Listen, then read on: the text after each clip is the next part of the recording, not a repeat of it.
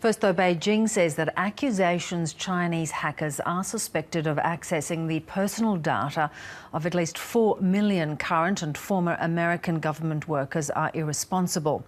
The cyber attack may be one of the largest breaches ever of US government information and could involve all federal departments. It was discovered at the Office of Personnel Management, which handles security clearances and staff background checks. Chinese hackers have been blamed before for previous attacks on US government computers.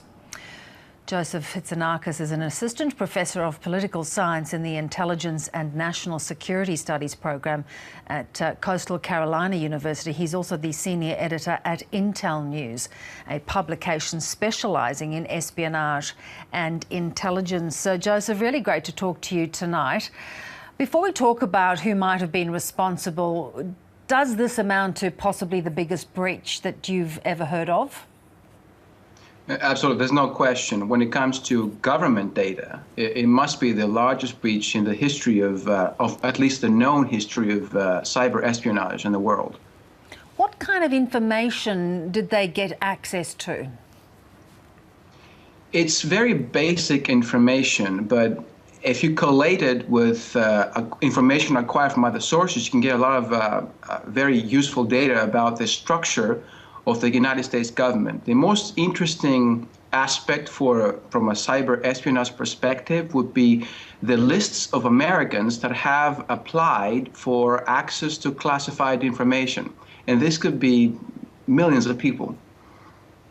And so in terms of who would be interested in having access to that kind of information? See, the way it works is intelligence agencies around the world need to target their operations to individuals from foreign countries that have access to the information that they actually need. And this list allows you to know how many government bureaucrats, all the way from very low levels of government to the very high levels of government, have access to classified data. Then you can target more specific cyber operations against their personal computers, if you know that they have access to this information, or you can send human agents, actual spies, to target them in all kinds of ways, collecting information about them, collecting it in such a way that you can make a complete profile. And this list of people who've actually applied for access to classified information allows you to narrow your operations into specific individuals. That cuts a lot of effort, that reduces a lot of effort and time and energy for Chinese or whatever could be government agencies. Yeah, no, it's fascinating. Now, why, of course, the Americans have come out very quickly to point the finger at China. What would your suspicions be? I would caution against necessarily pointing the finger to a particular country at this point. The FBI is currently investigating this massive data breach.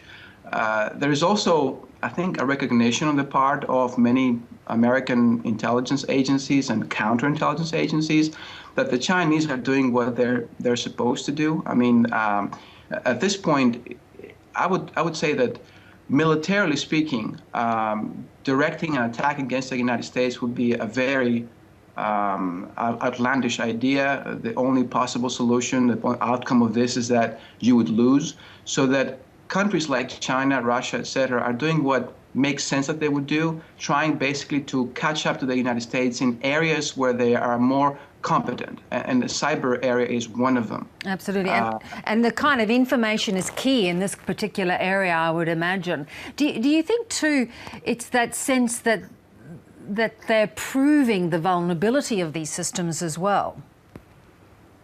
Oh, absolutely. See, the more a country relies on technology to run its affairs, the more vulnerable it is to an attack from abroad of this kind. So, for example, North Korea isn't as vulnerable as the United States, or for that matter, Australia. And so, as the Chinese or other foreign governments becoming more well-versed in technology, they're going to use that for national security purposes. And they don't just attack government agencies, they also attack private companies. In the end, if it's not, it's as you say, not for military purposes necessarily, how would they then use it down the track? In what other forms?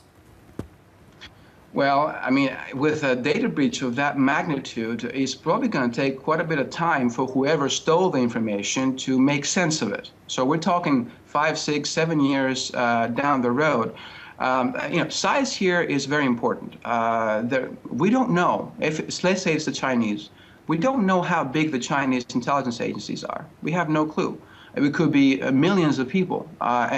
So, for example, there's some discussion that the MSS, which is the Chinese intelligence agency, has over 4 million people in comparison to, say, 60,000 in an agency like the Central Intelligence Agency. But even with that many people, it's going to take them some time to figure out this information. The big question for them is, how is the United States government structured as an institution? Because it may be sort of kind of common sense to us, the ways that Western government institutions are structured is not so much of a common knowledge for the Chinese. Interesting stuff. But do you think we'll ever know who did cause the breach? Will they ever be able to find and pinpoint those responsible? Within government circles, yes. In the public view, probably not. Joseph, really great to get your insights. Fascinating stuff. Thanks for your time.